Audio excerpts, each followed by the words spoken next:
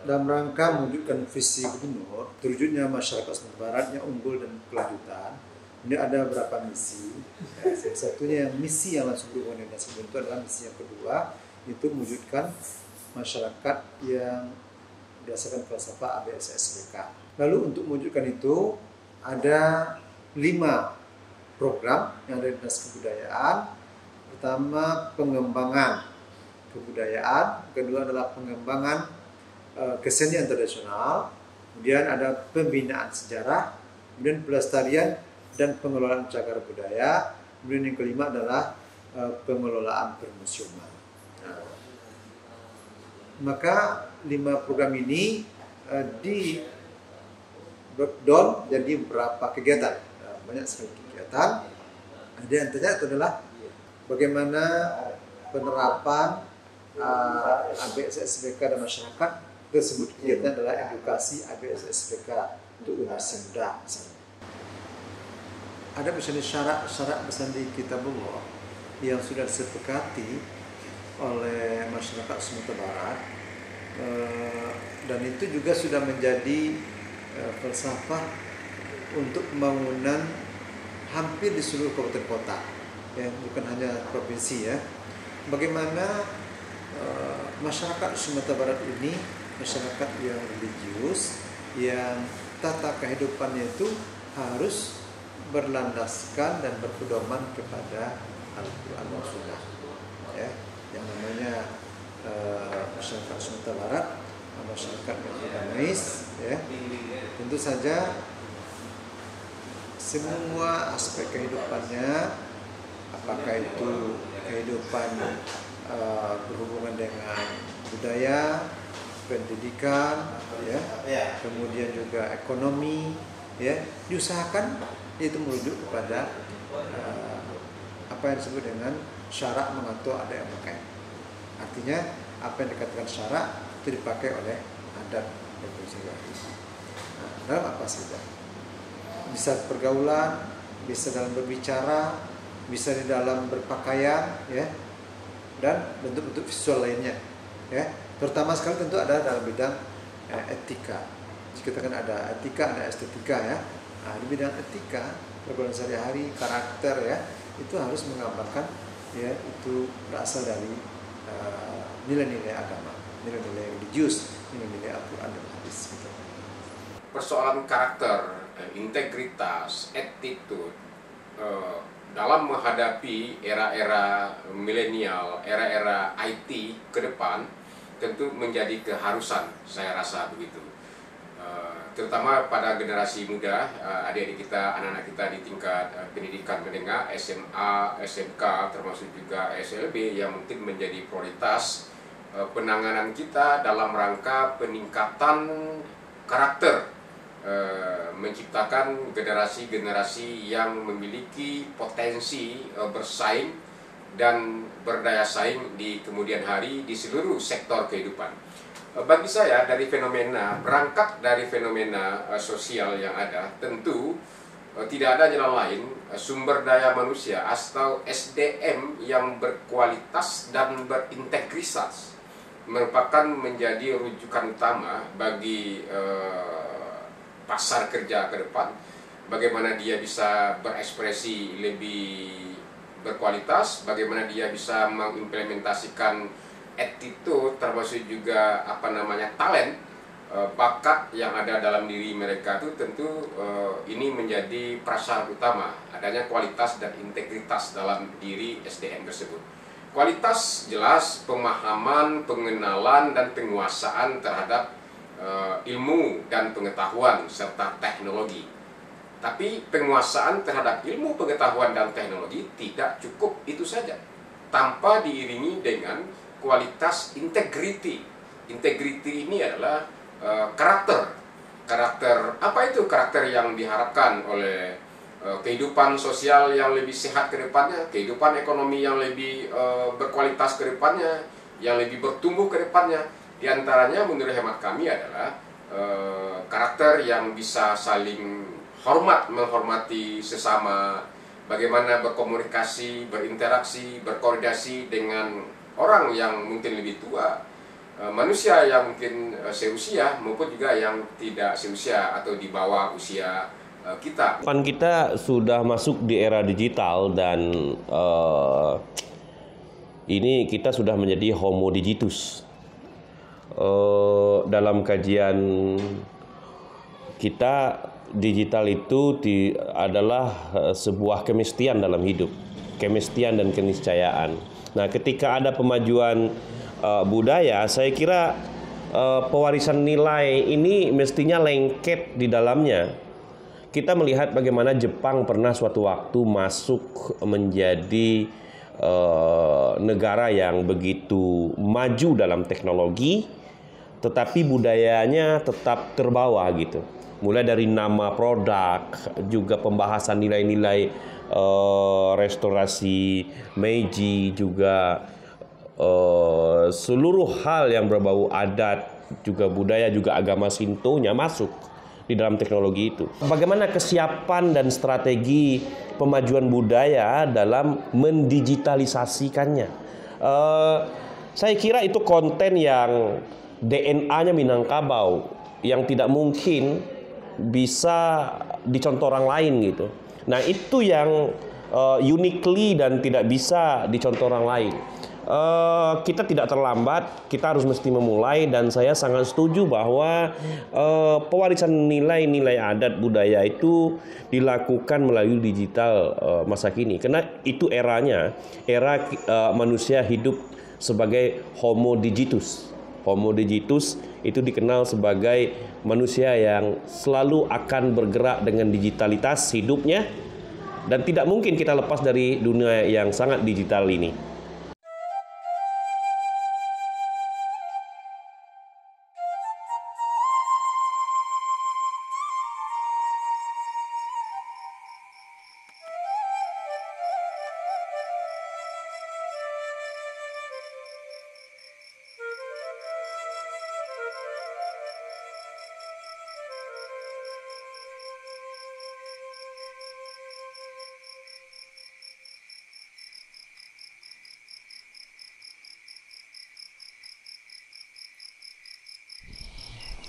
Ujungnya ke teh Allah, ureknya ke bawah, wa ana khalifatullah. Tahu dengan alif.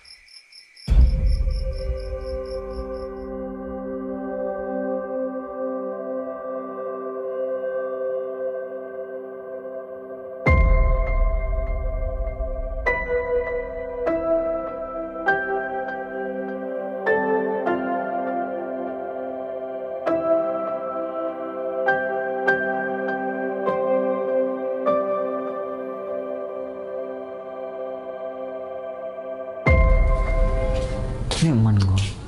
Pasti ini. Teh.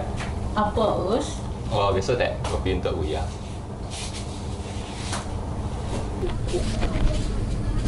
Ang terima lo undangan tu lah. Sabar lah, jangan kan naik wah. Oh iyo. Kan besok tanggal merah kok. Wak apa sampai pagi lah. Lah, gas. Ndak gas masuk lah. Aman kok. Direng lah. Kok kopi untuk Uya, Us? Okey, teh. Hasilnya ya, teh. Lah.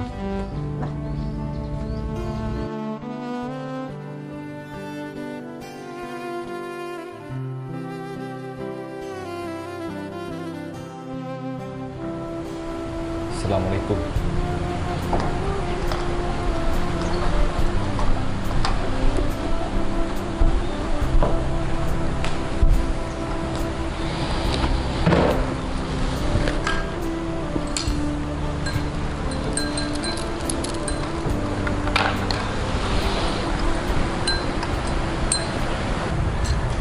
Kopi Uya. Nggak ada cik saya. Alah tadi itu Uya. Yalah, dan bismillah nah. Lanjut Uya. Bismillah.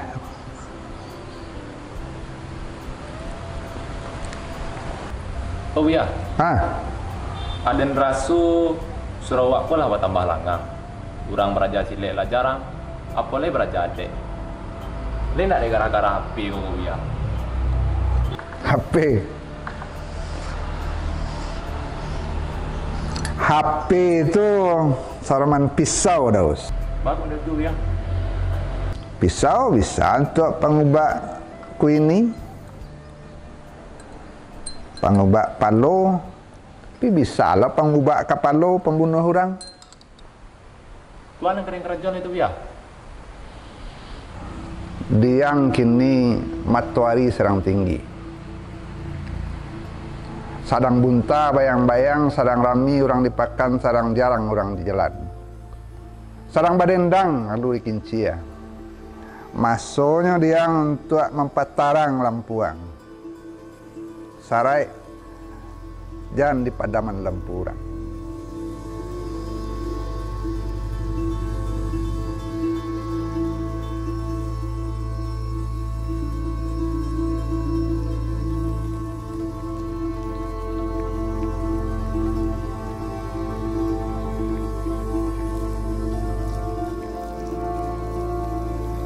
Harus menghidupkan lampu kita, membesarkan cahaya kita. Kalaupun banyak tantangan, banyak ancaman, banyak pengaruh-pengaruh eksternal, televisi lewat sosmed ya. Kalau kita membangkitkan budaya kita sendiri, ya itu tidak akan berpengaruh. Nah, hari ini memang itu yang kadang-kadang ya generasi muda kita lupa dia, ya dengan jati dirinya. Dia sebagai orang Minang yang berdasarkan ABS SBK ya tetap terpengaruh oleh budaya-budaya luar itu. Nah sehingga memang ada pengaruh dengan narkoba, terpengaruh dengan budaya pergaulan bebas, bahkan juga katanya ada yang terlibat dengan LGBT. Itu semuanya bertentangan dengan ABS SBK. Ya. Nah maka kita himbau generasi muda, generasi Z yang pertama hari ini ya silakan dipelajari agama, pelajari budaya kita dan adat kita sehingga kita punya benteng. Walaupun ada pengaruh-pengaruh luar, kita tidak terpengaruh. Kita tidak anti dengan budaya-budaya luar yang mendukung, yang membangun karakter yang baik. Tapi kalau yang merusak, kalau narkoba, LGBT itu kita tentu menolak. Ya, tidak sesuai dengan diri kita sebagai orang Minang berdasarkan ABS SBK. Itu himbauan saya. Di samping saling menghargai dan menghormati juga budaya disiplin, budaya bertanggung jawab, termasuk juga budaya hidup bersih begitu. Persoalan disiplin dan bertanggung jawab tentu menjadi prasyarat utama juga bagaimana seseorang sumber daya manusia, seseorang itu bisa diterima oleh komunitas tertentu, terutama komunitas profesional.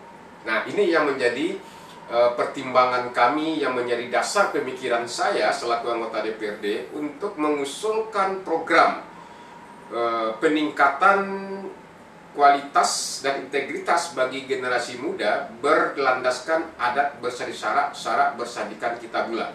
Bagaimana generasi muda juga dalam aktivitasnya sebagai siswa, sebagai pemuda bisa juga menerapkan nilai-nilai kearifan lokal, nilai-nilai sekaligus juga melestarikan nilai-nilai adat dan tradisi yang telah berlaku di Sumatera Barat.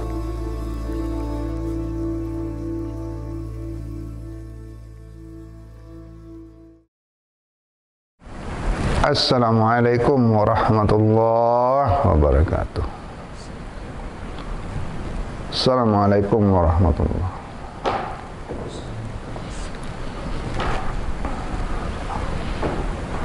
A'udzu billahi minasyaitonir rajim. Bismillahirrahmanirrahim.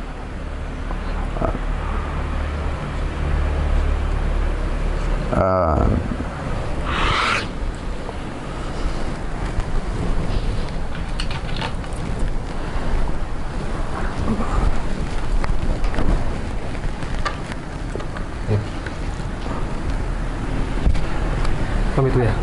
Yap. Pamit gue ya. Yap.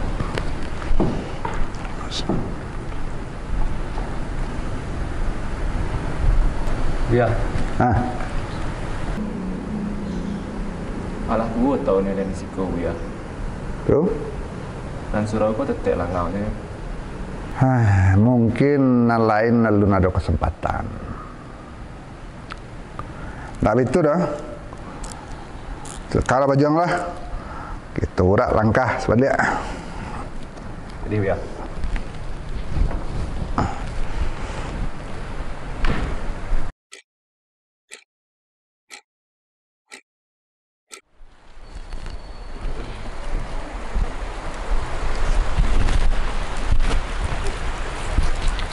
Oi, Malik! Oi, Us! Kama! Biasa! Mari lalu! Aduh! Pau jangan dari kuah! Ha? Mari lalu! Aduh! Kapai kama? Dah, Us! Malam minggu. Oh, lewat lah. Alah, nah itu dah. Apa tu? Latihan kita kat Santa lu banyak. Latihan? Us! Us! Dulu orang modeko, kini orang modeko lah, Us. Madu orang latihan kini lah. Kan lah itulah dang. Kita ramian sasaran kau balia. Kapan pada lu kita panggil kawan-kawan lama tu ah. Sama lah itu. Lo tu. Malam minggu kau bro. Dah, Us.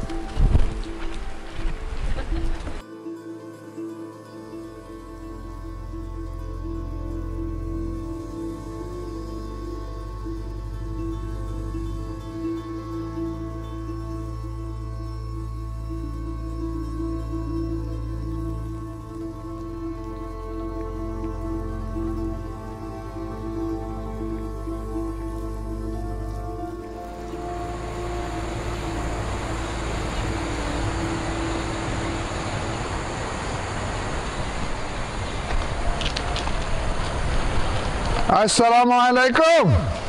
Buya. Waalaikumsalam.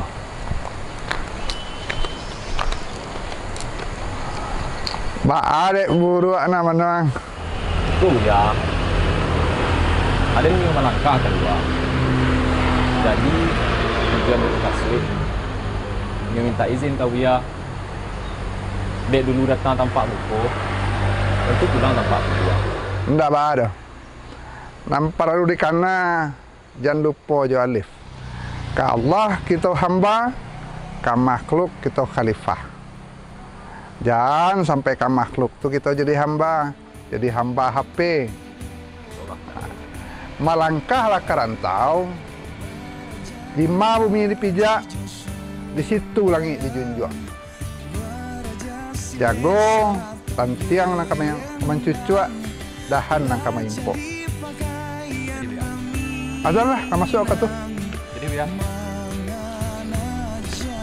Assalamualaikum.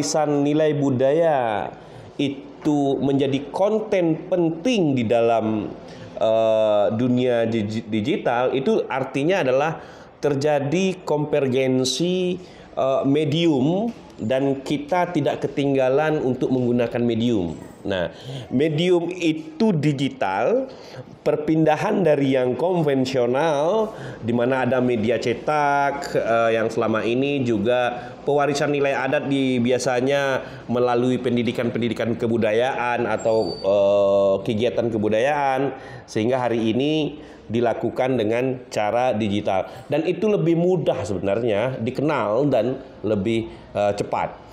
Mungkin saja negatifnya adalah di mana terlalu cepat dan kurang meresapi dan knowledge-nya saja dapat, rekognisinya aja dapat, ruh dan zuknya belum dapat. Nah, kalau ruh dan zuknya nilai budaya dan nilai adat itu pewarisannya memang harus di kegiatan dan komunikasi dan komunalnya. Itu akan dapat kalau seseorang anak bangsa atau generasi Minang itu hidup betul-betul di dalam kondisi kebudayaannya.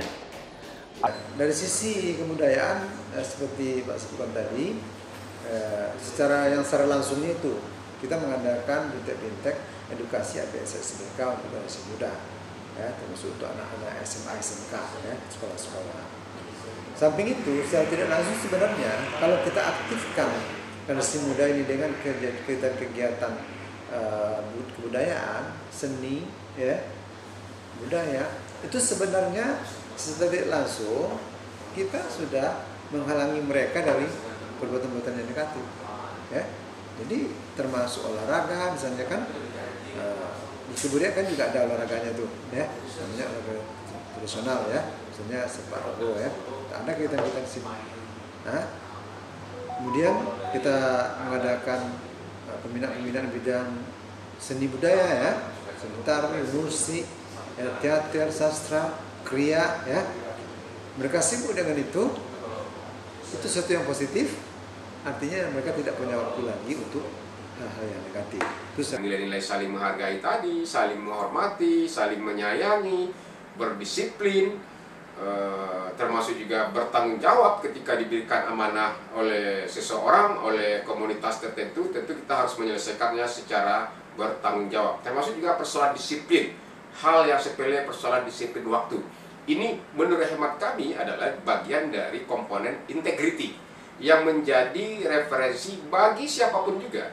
Apakah seorang sumber daya manusia tersebut bisa diajak bekerja sama-sama bekerja secara teamwork, secara personal. Nah, ini yang menjadi alasan kenapa kami melalui Dinas Kebudayaan mengusulkan program ini, penguatan adat berseni syarak bersani kita Bula, melalui diskusi yang dua arah dengan adik-adik anak-anak siswa kita di pendidikan menengah, siswa SMA maupun juga SMK, dengan menghadirkan tokoh-tokoh yang telah diuji di bidangnya seperti tokoh adat.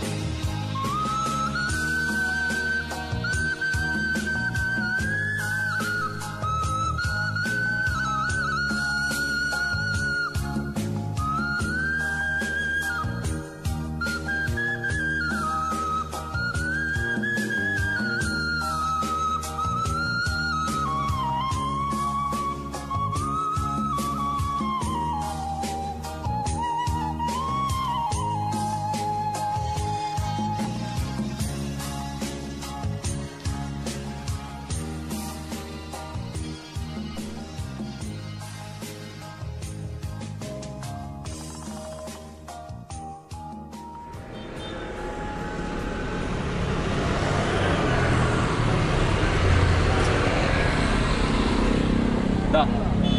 Bang duduk je dah. Duduk dah. Duduk lah.